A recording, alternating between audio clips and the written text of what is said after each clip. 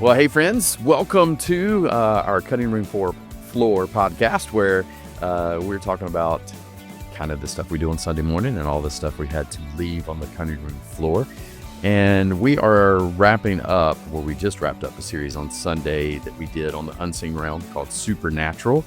And so today, what I would like to be able to do with the podcast is, instead of just talk about all the points from Sunday that we left on the cutting room floor, is I would like to talk about all of the topics, because when you talk about the unseen realm, there are a lot of topics that just got left. And the reason that they got left is it's a whole lot easier to sit like this and have a conversation like Christian and I are about to, than it is to preach a message. Because when you're preaching a message, you're driving towards a different kind of goal. You're not just trying to deliver information. And so this seems like a great kind of place to be able to do that. So as we have for the last few weeks, I've got myself and I've got I love calling you that, Dr. Christian Nichols with us. It adds some credibility, friend. Sure, yeah. We're going to borrow your I'm a credibility. doctor. You can trust me. Yeah. I don't just play one on TV. Yeah. As I said, we've used you several times about, we won't get into those things where you're like, I can give you a diagnosis, you know. Have you ever noticed that just think about it. A doctor is practicing medicine. True. He has not perfected it. So Yeah. any of us can take a stab at it, I guess. I guess so. I feel that way sometimes pastoring. I think we practice at being a pastor too. So Chris and I were talking before we hit record on this about some of the places to be able to go. And you guys have asked some really good questions about, hey, what about this and what about that? And I hope we can cover some of those. But you started, I just want to jump right in because you brought up something that I'd never seen. And so it's a little, since it's new to me, it's pretty interesting. It's this idea of Rahab, which we think of Rahab, we think Rahab the prostitute, but Right. You were talking about something completely different than that. So why don't you kind of introduce that idea? Then we'll go from there and see if we get into Bigfoot and Loch Ness Monster and haunted houses, Aliens, and all that other kind of stuff. So why don't you, this idea of Rahab, that was pretty interesting to me. Yeah. So if you know me at all, or if you've heard me speak, you know that I'm kind of a Hebrew geek. I like to kind of research words and word meanings, etymologies, and all that stuff. And several years ago, I ran across this verse in Psalm 89, and it's in Isaiah. There are a couple of dozen places where this word Rahab appears. And it's not always. I assumed in a lot of those things, just in kind of a tertiary reading, I just assumed it was talking about the Bible character, right? Rahab the prostitute in Jericho, hid the spies. We see her name in Jesus's genealogy, in one of his biographies at the beginning of the New Testament. And it's interesting. And so I'm reading and I'm like, but wait a minute, the context of this doesn't make sense.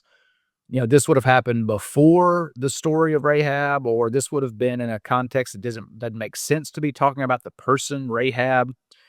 And so I was like, okay, let's deep dive into this. Well, then that kind of just led down this rabbit hole of stuff back to the unseen realm. And so basically this concept of Rahab, we've talked about this before, that the Old Testament especially uses a lot of imagery. It uses words to communicate and paint a picture for the people who are reading it or listening to it be read.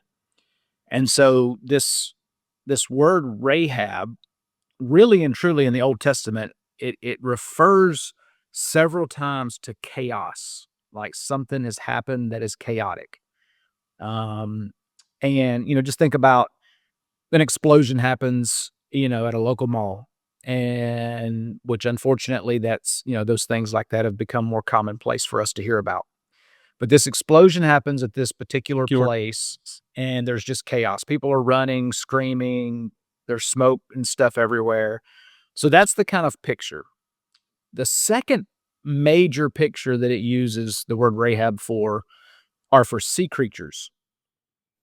Maybe you would say Loch Ness Monster or a Leviathan or which is another word. Leviathan's used in the Old Testament for this giant sea creature.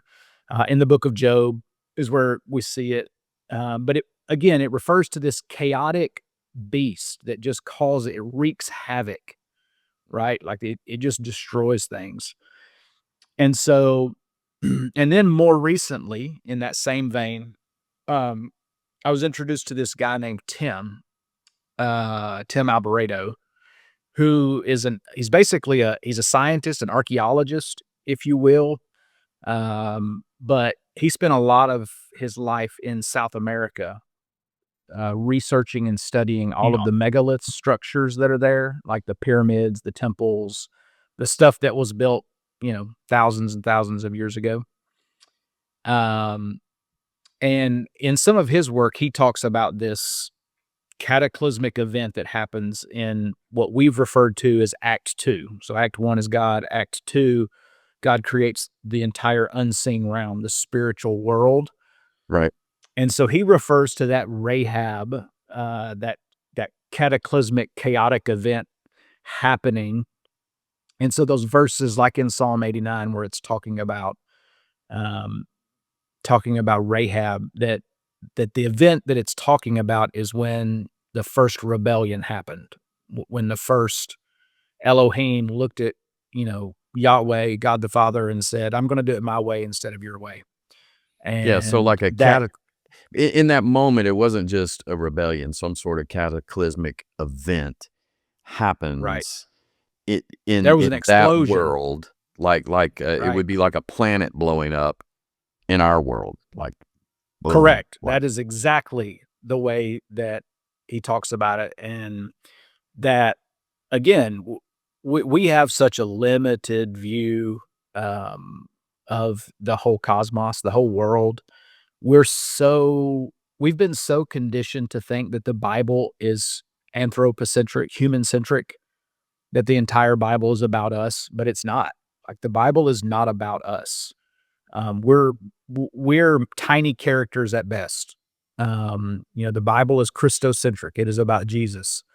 Um, and in that, the Bible talks about stuff that happens outside of the human experience because we aren't the center of the book, and no, we aren't the center of the universe.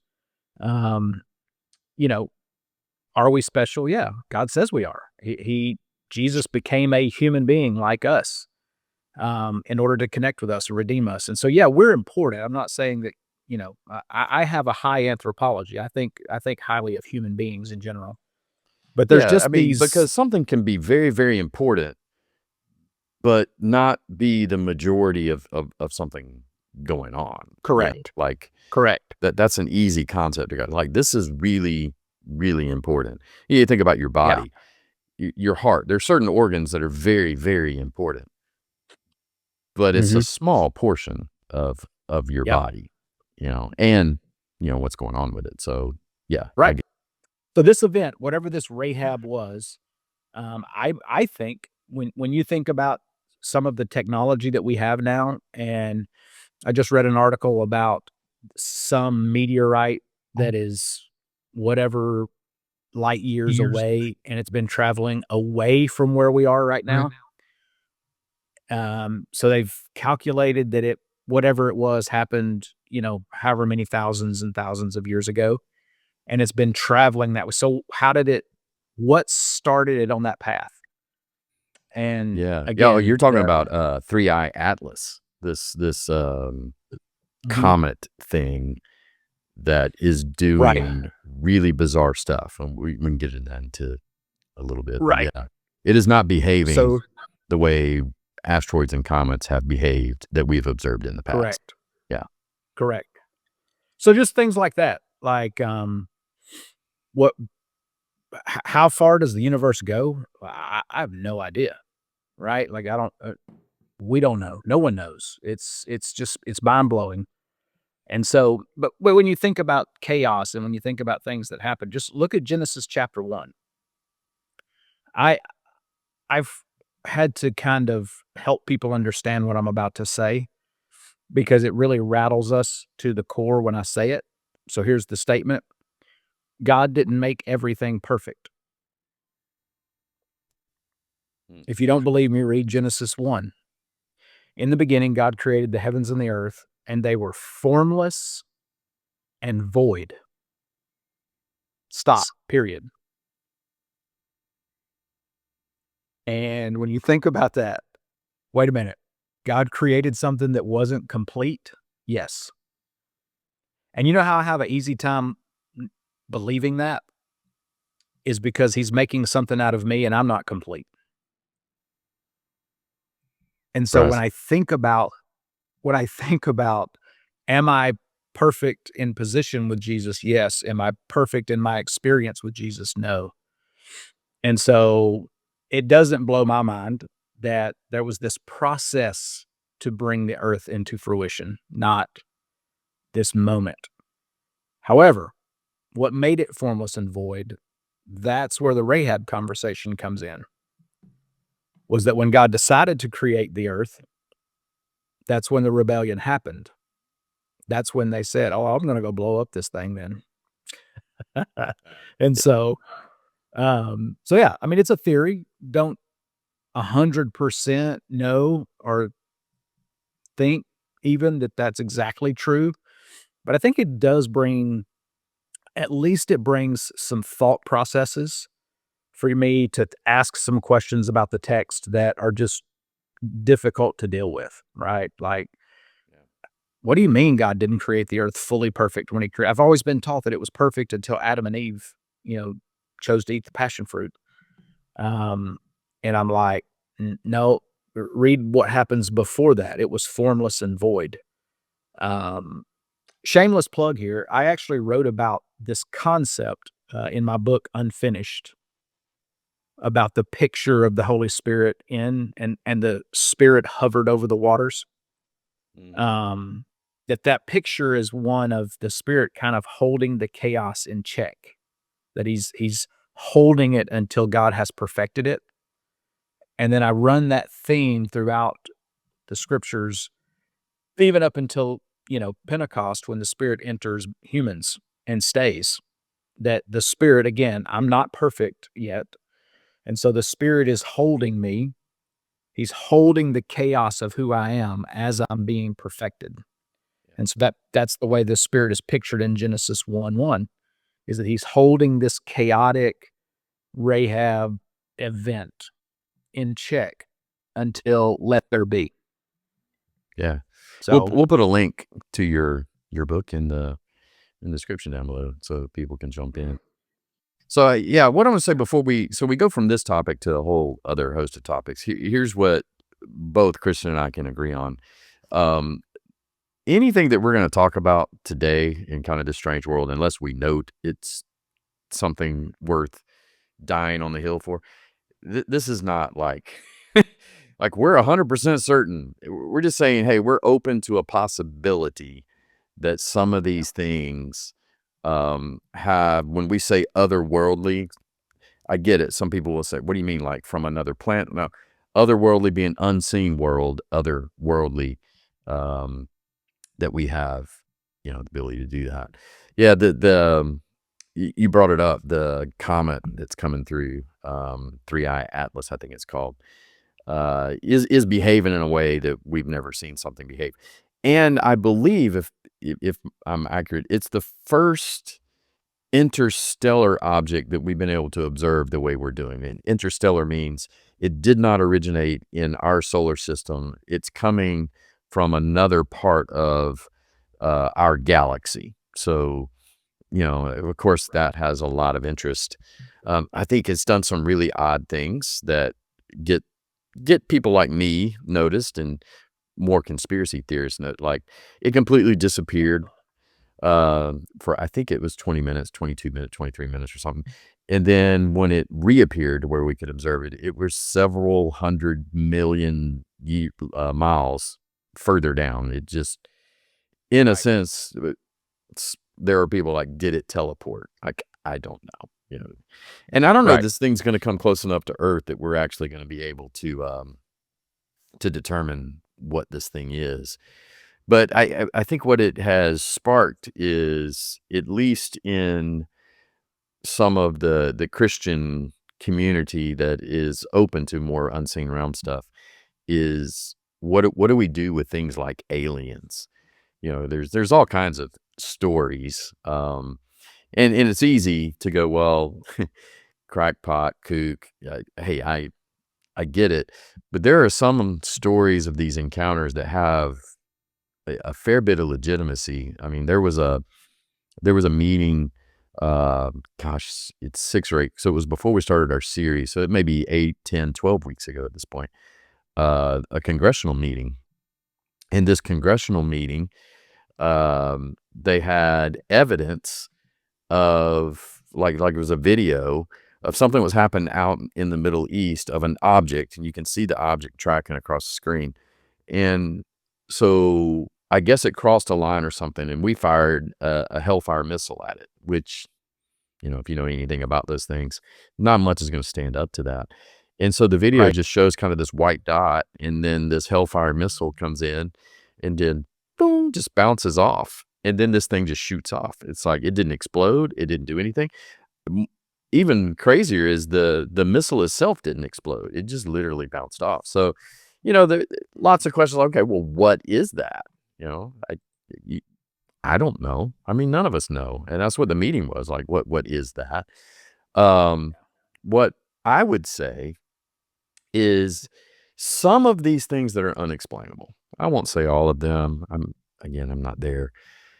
Some of them can find an explanation into an idea that there are beings and things that are able, through some way, I don't really know how, to pierce the veil between the unseen world and the seen world and travel here. Let's just say that. And when they do appear, it would be easy for them to be seen as some sort of alien or things. Because, if you go back and you think about beings, all of the unseen, angels, the evil spirits we've talked about, their existence is before our physical world was created. So you talked about this chaos event and then the world being formless. They saw all of that. Right. Yeah, it says So, that in Job, that they were there when God laid the foundations for right, the earth. right. So if you have a being that has seen all of these things, who has abilities, we'll call them powers or whatever, that have been built into them by their creator, God, the Elohim, wouldn't it make sense? They know far more than we will ever figure out about how this physical world works. Like, I'm a geek. I'm totally into quantum mechanics and quantum physics, and reading about it and learning about it and talking about it, to the point that my friends say, "Quit talking about it. Like, you're bothering me."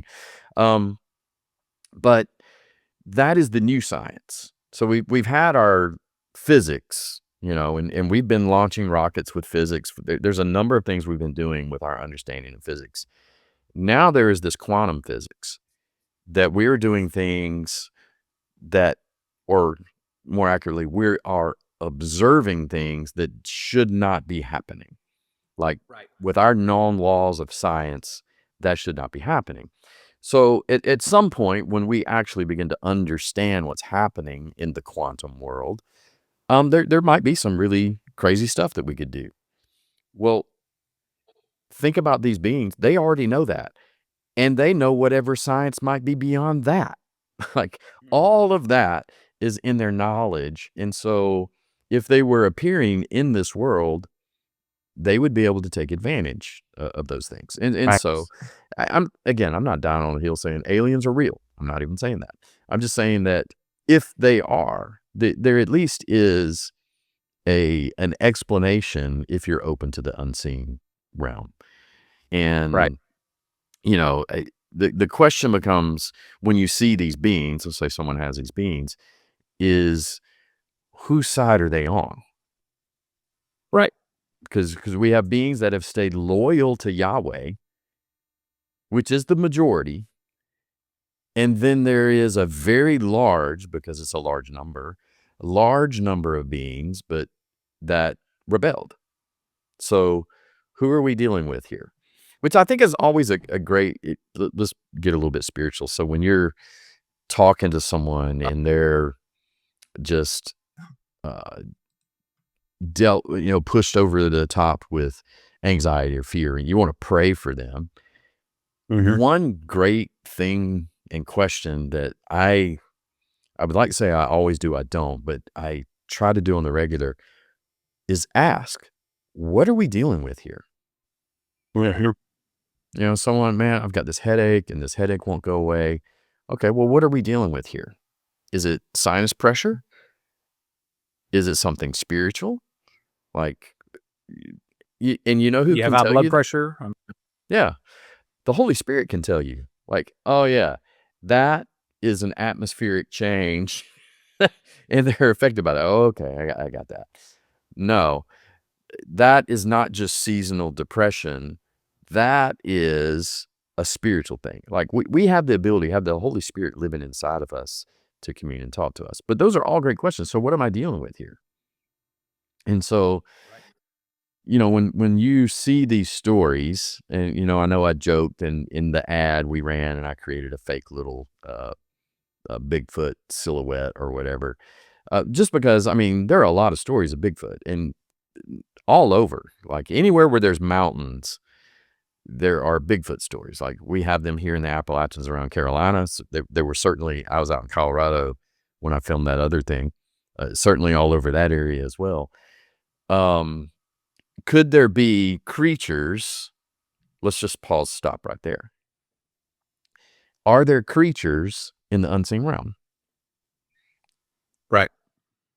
And you don't have to go any further than the book of Revelation to see creatures. Yeah.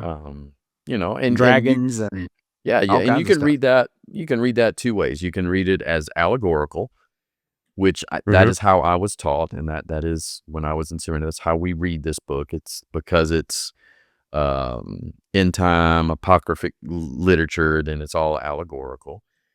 Or you could read it as, yeah, there is certain elements where God is trying to spell out what is going to happen. But when John the Revelator has a vision into this, maybe he's given us a pretty accurate description of what he saw. Right. Maybe they're he's seeing a really realm that he's not part of. right, Right. and Like he's he's describing seeing it. a realm. Yep. To the best Like visibility. saw this thing, and it had all these wings that covered their body, and when they opened them up, the being was covered in eyeballs. Like, Right. okay, That's a strange looking creature. right. And it's easy for us to say, well, no way. But have you ever seen some of the sea creatures that we take pictures of when we get cameras down, deep below into the ocean? And I feel like we're in the book of Revelation. Like some of these things down there are weird looking creatures. I saw And some shark that they just discovered here a couple of months ago. That thing was like, I don't know how many feet down. They had never been that far down. And it's some kind of shark that out of that thing is wicked looking. Like I can't even give you words for it. right, It was some of just that stuff, crazy. and I don't know if it just living under that much pressure makes you kind of micro evolve into something very strange or weird, but Yeah. so my point is we have weird looking things here. Really weird looking things. And then I got a so couple of cousins. yeah, that's it. Yeah, we're all Yeah. heading into Thanksgiving. You probably have some Oh of the yeah. Yeah, yeah. weird. So what if we have that in this world, why wouldn't they exist in an unseen world?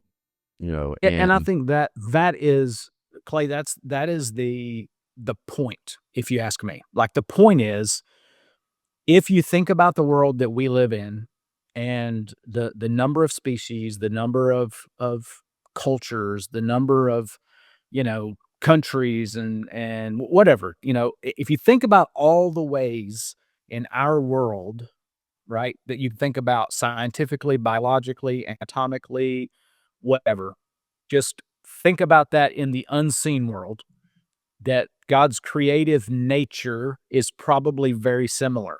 It's not like, oh, I only created one kind of Elohim, but I'm creating all these different kinds of humans, right?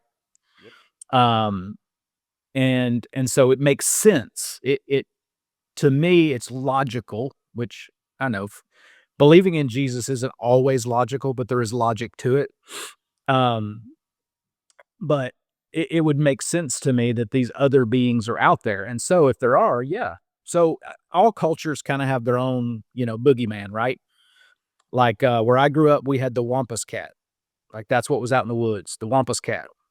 Is that a Where my real wife thing? Emily, Because yeah, yeah, my Wampus mom would cat, talk about a wampus cat, and I thought it was yeah. something made up. Well, I mean, it's some sort of mythical being that's out in the Okay. woods of So it Georgia, wasn't like Alabama, she made I Mississippi. thought my mom made it up. Oh no, I heard about the Wampus cat my whole life. Oh, I okay. was scared to death of the Wampus cat out in the woods. My apologies to my Um, mom then. Okay. in my wife's world, she's from Southwest Louisiana. She's a Cajun. They have something in Cajun culture called the Rougarou, and it's some half alligator, half wolf man that lives in the swamps.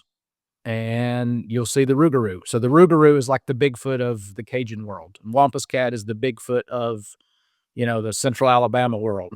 Um, and so all of these, but again, I will say that though most of those things they are, made up things trying to scare kids, whatever, whatever. But the thoughts of those things and where those things have their roots always come from someone had some experience with it. Right, and maybe they didn't understand it, maybe they're misdescribing it, maybe but it would make total sense to me that there was some valid experience somewhere that someone had, and it was unexplainable and still is, because Yeah. it would be something from a realm that we don't know. So right here in North Carolina, just a few months ago, just north of Wilmington, there is a guy who makes a 911 call. So the recording of the 911 call kind of went around on social. And in this call, he's calling to talk that he had seen a person that looked injured beside the road. And since it was late at night, he wasn't going to stop, which in our current, like you would love to say, hey, we need to stop for those things. But wisdom today says, no, keep going and call someone. So that's what he did. He called 911. And he's describing where he's at, describing where he saw this thing. And while he's on the call, you hear this thud, and then he just loses his mind. And he starts yelling that something's in the truck. He turns on the light. Trucks have the light that shines into the bed. And the moment he does that, he just starts screaming, "It's not human! It's not human!" And he's just losing what's going on. And so the questions is, I mean, did he lose his mind? Like, I don't know. He actually Maybe. did pull over and encountered the police and, recounted this to them, and there was damage done to his truck. Did So they issue a DUI or DWI? no, they did not. Okay, No. so he wasn't under the influence of anything, just make that clear. Yeah, right. So you're He you're wasn't coming home from the bar and then he encountered Bigfoot. exactly. Yeah, so I mean, these are stories that we hear and people talk about these things. One of the oldest ones has been around forever, the Loch Ness monster Right. in Loch Ness in northern Scotland. Um, Oh, there's these Nelly. grainy pictures of it and all that. But when they go into the water to try to find it, they can't find it. Um, same way with Bigfoot. Everybody, hey, I saw this Bigfoot, and then there's some evidence, and nobody can really get a picture of this thing. I've heard stories where people have like a time warp things begin to happen when they're around, like minutes become hours, or and there's also this memory loss component that comes with it. Like they forget all kinds of things around their day. Mhm. Not all stories. That I've sounds like heard. a typical day for me. That's a Yeah, typical day right. for me, Clay. I'm just saying, what do you do with those stories? You either put them all into fairy tales, Mhm. which I would say is a perfectly legitimate thing to do, honestly. You can just put it all in Sure. fairy tales. Or you can also then say, well, maybe there is a way for some of these things to move from an unseen realm into our realm through some version of a portal, through I don't think any of us have any problems with knowing that witches, warlocks, occult groups can create ceremonies that open portals for evil spirits in the unseen realm to enter this realm. Right. So It gives them permission to. yeah, yeah. Is there some other way that these creatures are able to move back and Yeah. forth? And And I think even, again, going back, you said Loch Ness. Well, go back to the beginning where we talked about Rahab. So this Rahab designation was often given to these huge sea creatures that cause destruction. Or at least they were very intimidating when they were seen, right? And so it would make perfect sense that Loch Ness, it exists, right? But it may not be what we think it is. And it makes perfect sense to me that if evil enters into our realm through invitation, so do the Elohim that continue to serve God, right? Like we talked about angels that when someone prayed, Daniel prayed, an angel heard it and left heaven. We talked about the divine council, that there are watchers, there are spirit beings who make decisions, clear it with God, and then go do it. Like it wasn't even God's idea. It was the Elohim, the spirit being's decision and thought. So when you to me, this whole series, like if you summed up this entire series, it would be that hopefully you can expand your thoughts to go beyond that everything's about me and revolves around me, because it doesn't. But go to this thing where there really is a spirit realm and a what I call the tangible realm. They really do interact at certain times. There really is a difference between them, but there are also similarities about them. And that one day, when everything is said and done and Jesus makes all things new, those two realms are going to be put back together, and then we'll live in harmony in that moment for yeah, eternity. and that's an important thing, because I did mention this on Sunday in the sermon. We miss out. The cross was God bringing these two worlds back together. You Yeah. know, It was not um, just about yeah, humans, even though that's important. Like, yes, I it's why he did it the way he did it, right? Like yep, he chose to become a man, die like a man, suffer like a man, die like a man, be buried like a man. But as king of the universe, he rose to yep, life. yep, And that's but the because point isn't just we us. It was to surrendered fix. at least this world, Earth, let's call it, but I don't know if we surrendered the entire seen world. I don't know how that works, but at least, Earth. When we were given the domain of the ruler of this world, when Adam and Right, Eve sinned, we gave it away. And right. so it's the We gave up cross. our birthright. Yep. It's the cross, and the cross pays, and then the power being evidenced by the resurrection, like, oh, okay, he has the right to then come back and say, you know what? It's all mine. And if nothing else, as a Christian, what you need to understand is, while yes, your personal salvation is really important, especially it's important to you, but Yep. you now play a role in redeeming that which is already his. Like when you win a battle or a war, sometimes you still have to go take that territory, Right. you know? And this is what we're Which, talking about. by the way, the term gospel, like that term was not a religious or faith-based term when Paul began to use it. When the writers of the entire Bible used it, the term gospel, that was a term used when an army went to conquer an area that was supposed to be theirs. When they conquered it, they sent a gospel message back to the king or back to the major city, the capital city, to proclaim we've won, to proclaim we've taken what is ours. That's what and so the gospel writers, the Bible authors said, well, that's exactly how I see this whole Jesus dying and burying and resurrecting. It's the gospel. Right. We're proclaiming that Jesus has taken this thing back. Right. Which is And so why that's why they use that sometimes word. there's qualifiers put on it. The gospel of Jesus Christ. Right. Like to Right. distinguish it That's from the gospel. another gospel. Okay. Well, okay. Yeah. But, so yeah, even those terminologies, again, the people who wrote the Bible, they had this worldview.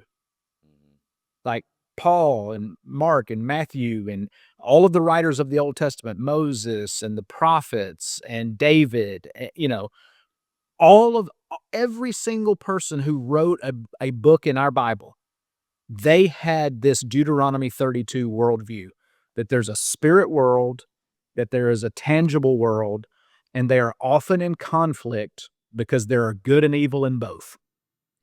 And again, we had the earth was our dominion, the Adam. That's the Hebrew word used in Genesis.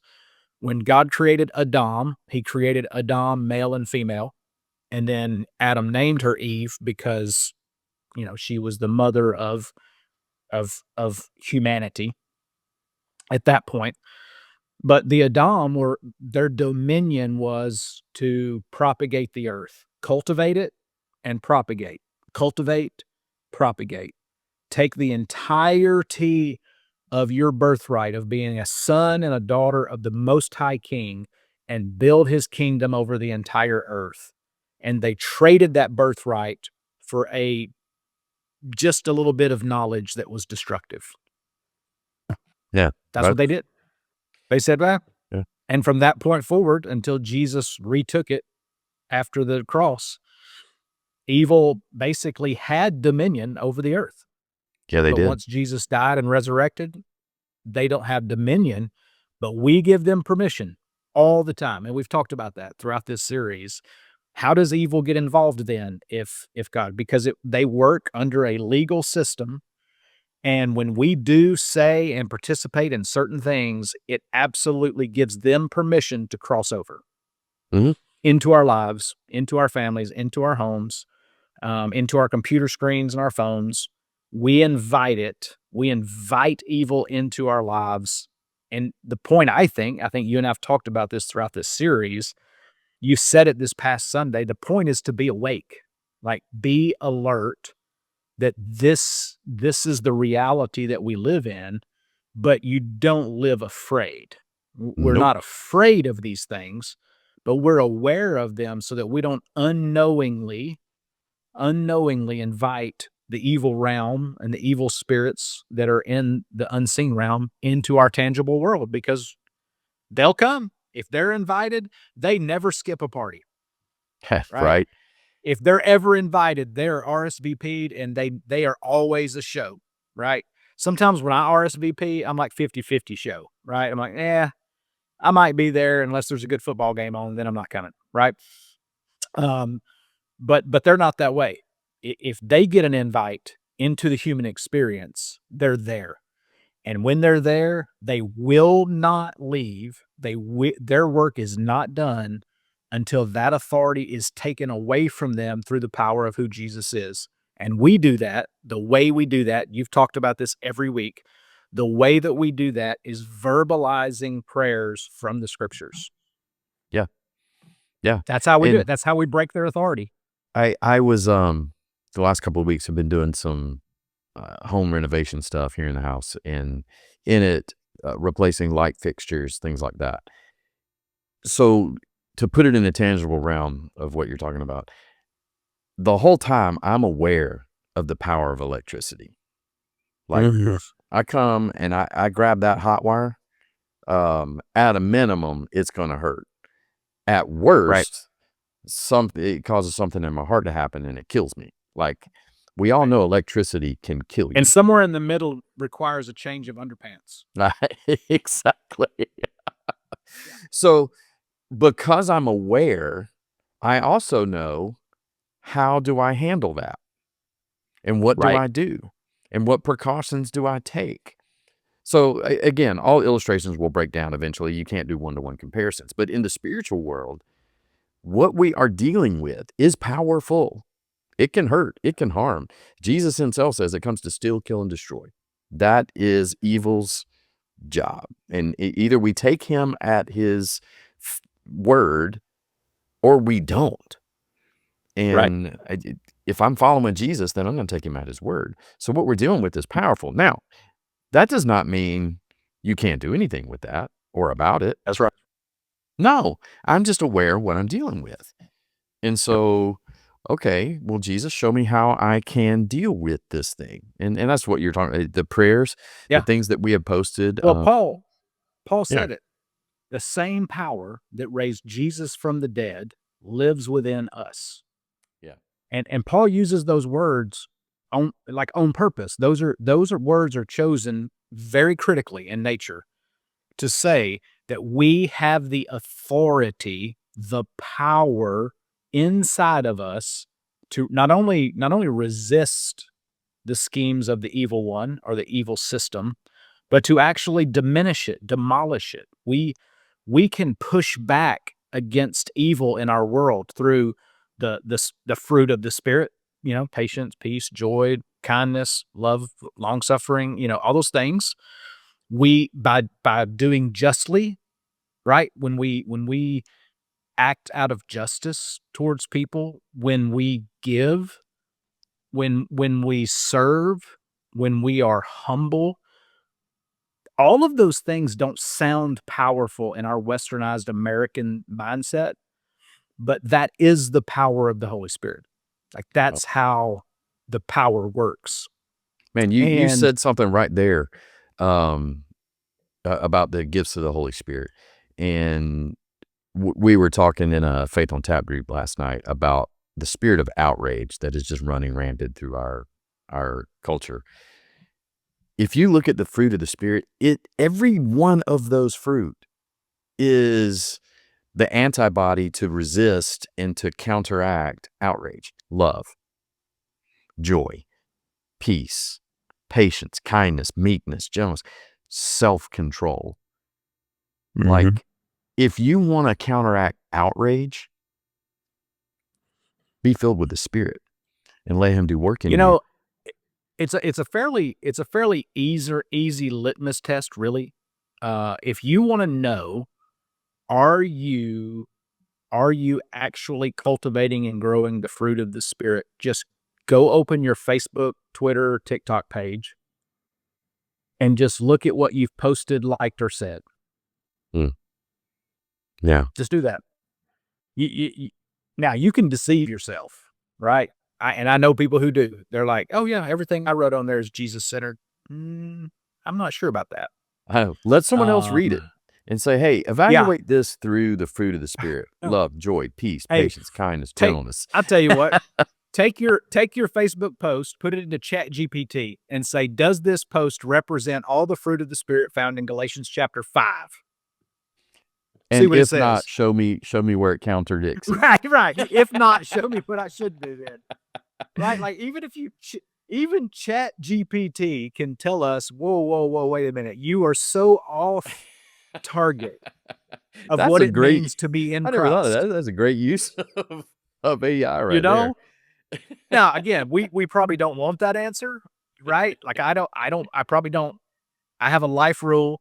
I don't ask questions that I don't want to hear the answer to. Yeah.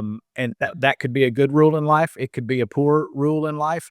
But either way, it's like, yeah, we don't want to hear that we're wrong. We don't want to be corrected. We don't want to know that perhaps maybe what I've been so passionate about for the last 10 years, 10 months, 10 weeks, 10 days, 10 minutes really isn't that important in the big scope of things, Yeah. right? Like it's just not.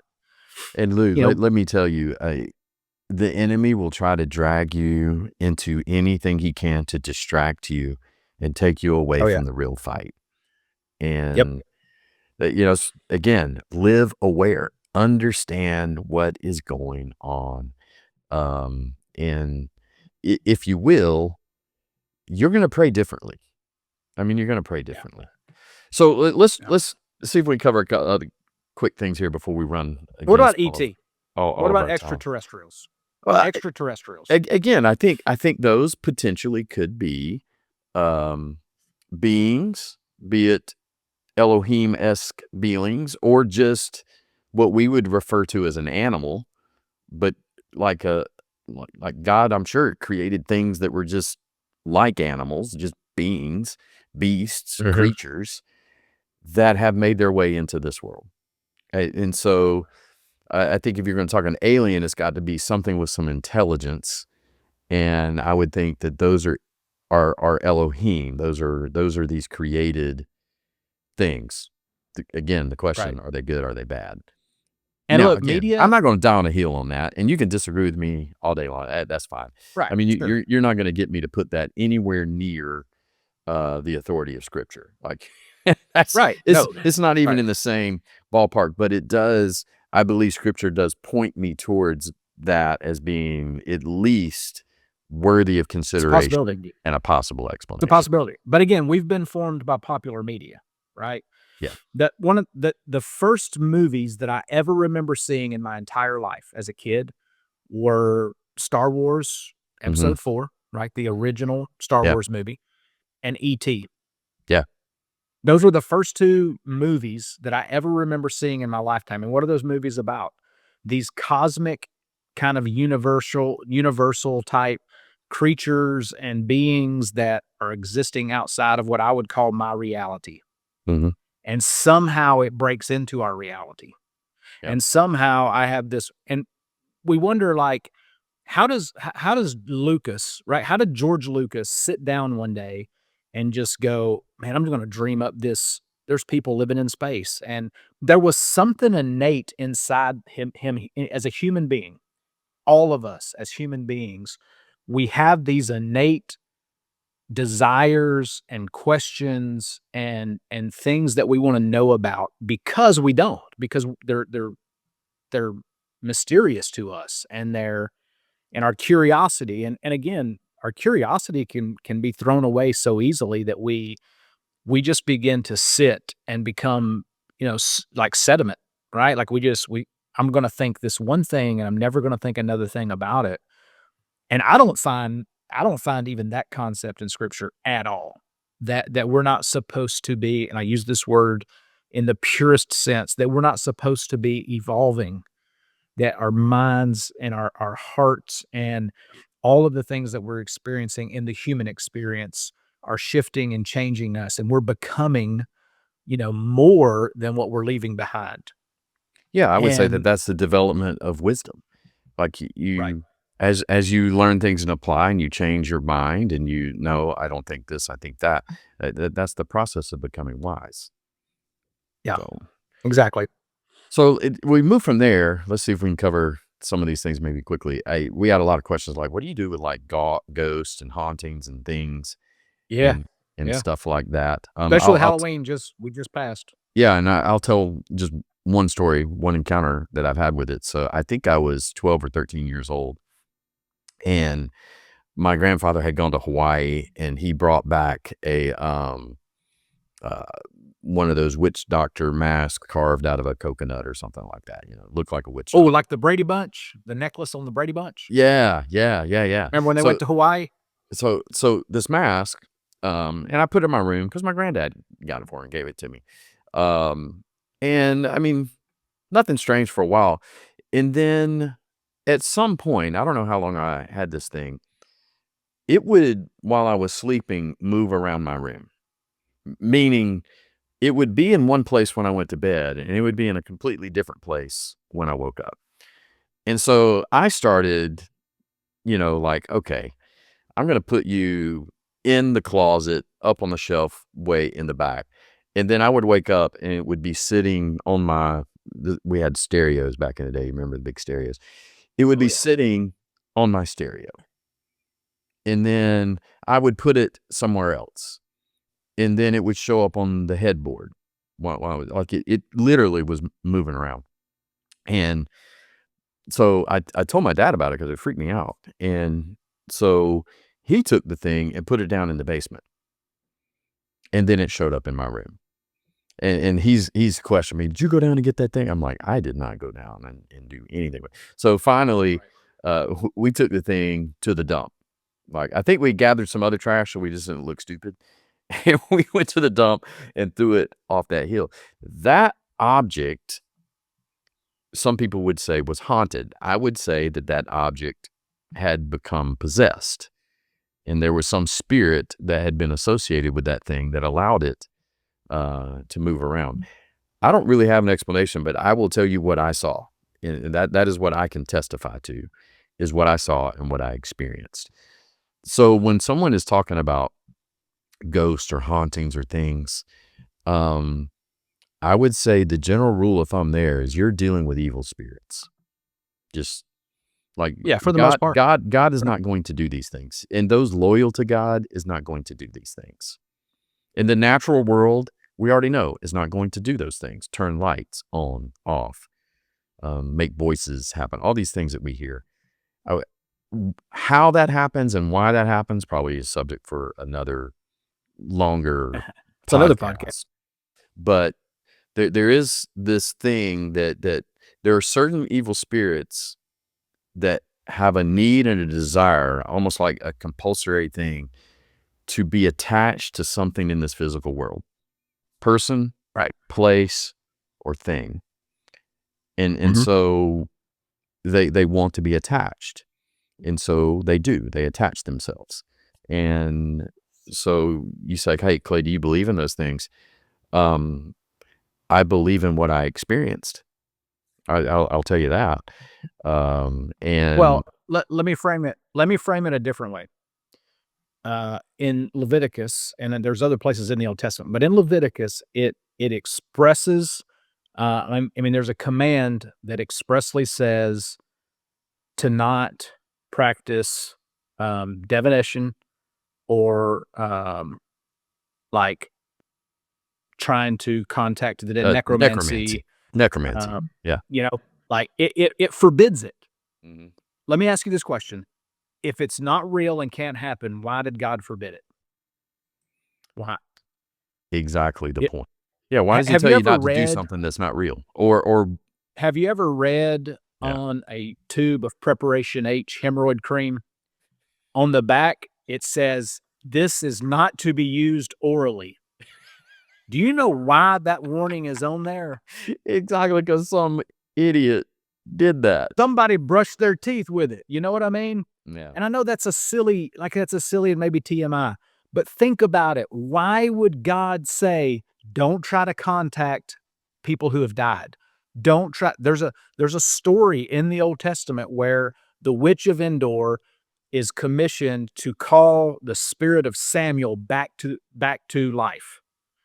And we're not told if that's actually the spirit of Samuel or if it was just a spirit pretending to be Samuel that appeared, but something appeared proclaiming to be Samuel after death. Mm-hmm. And so again, this stuff is real. Yeah. This is not fake, nothing to be scared of, but it is real. Yeah, and if you want to know, like going back, this is a little bit of a plug for. I'm not sure if we've talked about this on the podcast. Where are we talk? There's a book called the Book of Enoch, which is an old ancient book. It did not make our canonization of Scripture, but many of the Bible characters refer to stories and instances that come from it. So it was a book widely read, even by Jesus, because Jesus brings up some of the points. So the Book of Enoch tells the story of this group called the Watchers. And we get a little bit of a taste of the Watchers, and there's a couple of mentions in our scriptures where the Book of Enoch gives a lot bigger. Like Book of Enoch is one that says, "Oh yeah, you know that thing from Genesis 6 where the sons of God come down and sleep with the daughters of men? Those were the Watchers. Those got not all of them, but those guys who did it were Watchers." And the Book of Enoch then goes on to talk about how there are certain Watchers who gave certain things of knowledge to humans. One of those things are things that are very much associated with the occult practices. The herbology of being able to mix certain things and have certain responses. Rituals, if you do these rituals, then you can get certain results. Weapons were given, like the knowledge to make armor and weapons, how to harden metals, all these things. Is Book of Enoch says it's the Watchers that gave that knowledge. So Right. when you're dealing with, let's just say, What a what about cultic what about practice. megaliths? Yeah, well, I mean, that's in How the did realm of the civilizations knowledge that was given. So when you talk about these giant structures, how in the world were these things created? You can we, either go we down can't some, build we can't build a road that'll last more than a year or two. yeah, And they built temples and structures and pyramids and the Sphinx and all of these things that they've built, and they're still standing, like they're still yeah, okay. But we right, can't we're so technologically advanced, we can't keep a road together, right. right? So who in the world built those things and how did we get dumber? Yeah, and I would say, yeah, show me any modern building that's going to be around 2,500 years from now. Like Right. they're just going to fall apart. So you look at the preciseness of how those things were built. So there's at least a lot of things that you can be open to. You're like, hey, maybe the Watchers delivered the knowledge. Maybe the Watchers did it themselves. Or they delivered the technology, then took the technology away. Like, but these things give knowledge. And again, the ones who are doing this are in the very giving of the knowledge. The Book of Enoch describes as a rebellion against God. So these are rebellious spirits. Do not trust anything that they say or do or want to give you. And I know that we have some people who are coming into Christianity or something, and they either are still dabbling or had dabbled with things in the occult, crystals and Ouija boards and things. The knowledge for those things, maybe not individual knowledge, but the idea that you could use those to tap into the spiritual world, it came from somewhere. Yeah. Like, where did this come from? Well, it came from Right. somewhere with no good intent for you. And so, in our fascination with the spirit world, you can open yourself up to some things that is going to leave you with more regret than you've ever had in your life. And you don't have to believe me. Just go out on Google and Google a search term like um, former occult member who is now a Christian, and then listen to their stories. Listen to Yep. what they're going to tell you. Both Christian and I listened to a podcast of a young lady that was a worship leader at one of the biggest worship events that went on tour and different things in our growing up period, kind of late 90s, who got turned through a series of very innocent things into following the path of I forgot what it's called, but where they create all the concoctions with mushrooms and roots and things, and then have these Yeah. kind of psychedelic mind experimentations. And then that goes into the Indian ceremonies where you smoke peyote and get in a big tent, like Yeah. all Ayahuasca, ayahuasca and all all that that. stuff. Just listening to her story of the depth of despair and everything else that led her, coming from leading worship at a Christian event to that. All it did was take and take and take and take and take and take and take and take. It offered a little bit of power, it offered a little bit of knowledge, and then it took everything. So I would say this is a legit warning as two pastors. Don't play around with that stuff. Like, even though it's just a crystal. Yeah, maybe. But if that crystal is empowered, now you're playing with something. You're playing with electricity, and you might just grab a live wire. Yep. And You never know. That's the whole thing. You don't yeah, know. you keep doing it long enough, you're going to grab a live wire. And um, again, you're opening yourself up. You're giving permission. You're giving legal access to your life to these things. So they come in And then when someone's trying to pray for you or whatever, they like, no, I have a legal right to be here. So and so gave me a legal right to be here. That's a whole other discussion where we can talk about deliverance and some different things like that. But I think we probably have covered enough, like aliens and spooky ghosts and these ceremonies and crystals and the chaos dragon and, and all Yeah. this kind of stuff. Some I wild stuff. Hey, listen, if people don't think the Bible is a wild read, that I mean, it's incredible when you read through these stories of, you know, somebody my son asked me the other day about something and somehow it led to time. We were talking about time. What does God do with time? And I'm like, you do know there's a story in the Bible where God stops time. He goes, what? And I go, yeah, Joshua's winning a battle. And if it gets dark, he knows it's not going to go well. So he asks God, and God literally extends the daylight. Yeah. And he goes, no way. So I showed him where it was at. Right. And you read that and you go, whoa, he can do that. Like yeah, we just forget again. We forget that we're not the center of the universe. We're just a tertiary character. And though we're important, I'm not saying that we're not. I'm just saying that there's such a big world, big universe that God has created. I'm grateful to be a part of the part that I'm in, but I don't want to lose track that there's much more of it out there.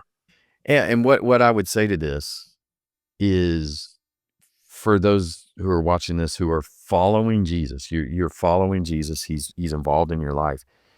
There is a big role that you can play with his power by learning how to pray, by just inviting him in. Hey, what do we do with this, God? How do I do this? Let me get aligned with what it is you want to do. You start doing that, and Christianity will not be about showing up on Sunday, singing a couple of songs, listening to a sermon, and going home.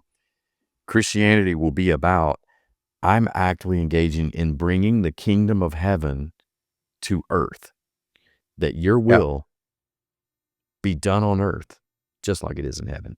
Like, we say that, oh yeah, the Lord's Prayer. Guys, that is taking ground. That is something actively that you are doing. And again, it doesn't have to be militaristic. When Right. you choose love, or let's put it in a really difficult one. When you choose forgiveness, when it makes no sense, God gives you the power to do that. Well, you are bringing the kingdom of heaven to earth. But it is much bigger than that. Man, there are so many gifts of the Spirit. We talked about the fruit of the Spirit: love, joy, peace, patience, kindness, gentleness, meekness, self-control. There are gifts that you can deploy that can give you insight in how to do this. I've got a friend that he has two amazing gifts. One is the gift of healing, and he just has the ability to touch people and they're healed. Now, the irony is his own daughter, he wasn't able to heal, and she passed away.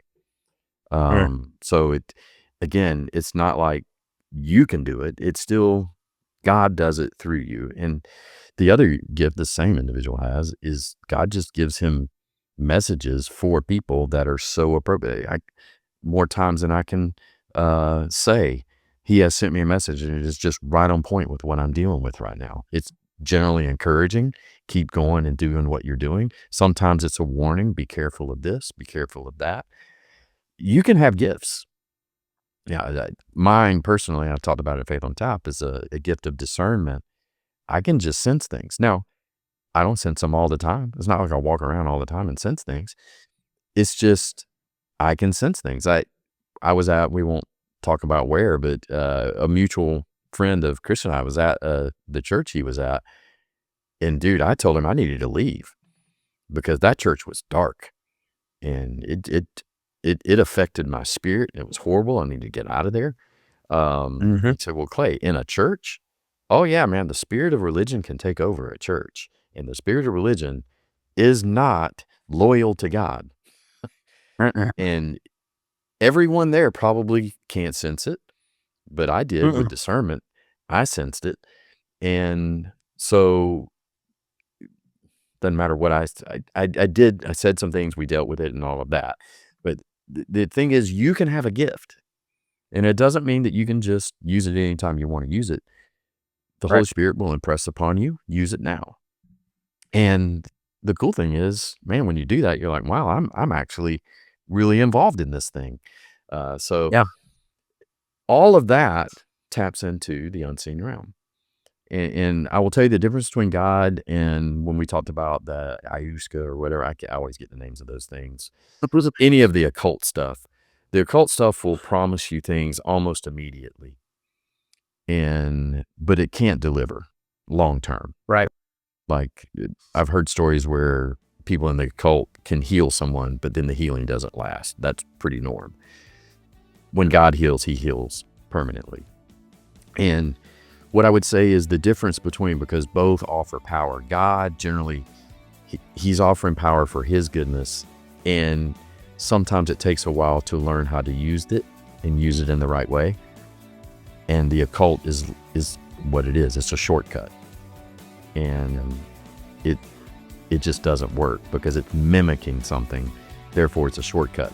You can microwave a piece of hamburger and turn it into a hamburger. It's going to be awful. Or you can take time to form that thing, put charcoal out on the grill, get a good hot grill, and throw that hamburger. Tell me which one you'd rather have. That's Exactly. the difference between evil and God. So anyway, Yeah. Krista, this has been awesome. Sitting talking with you. I know we were chatting like we're going to keep this thing going, and I think the verdict was, yeah, we will. Why not? Yeah, It's fun. I mean, as long as you guys like it and want to keep going. So this Sunday, we're beginning a brand new series, and we're calling it Grateful Anyway. We'd love for you to be here this Sunday. The idea is, in the world that we live in, sometimes it's hard to be grateful. Life is hard for a lot of people right now. And, bills coming in, medical things. The world does seem us in chaos. Outrage, we talked about that briefly, is the spirit of the day. And I mean that literally as a spirit. It's the spirit of the day. Mm-hmm. And so how do you, you can't just say, well, when all this gets fixed, then I'll be grateful. No, there's a way, and that's what we're going to look at as we go now through Thanksgiving. I'm just going to be grateful anyway, because there's power in that. There's power in doing that. So we'd love to see you this Sunday. And we got baptisms. We got 6 people going to be baptized this Sunday. Man, would love for you to be here to celebrate with us for that. Hey, Kristen, thanks for hanging out with me. And man, always a pleasure. Yeah, absolutely. So we'll see you guys when we get the next one recorded. When we get it out there. See you for what I guess will be episode 6 of the podcast. So love you guys. We'll see y'all later. Peace.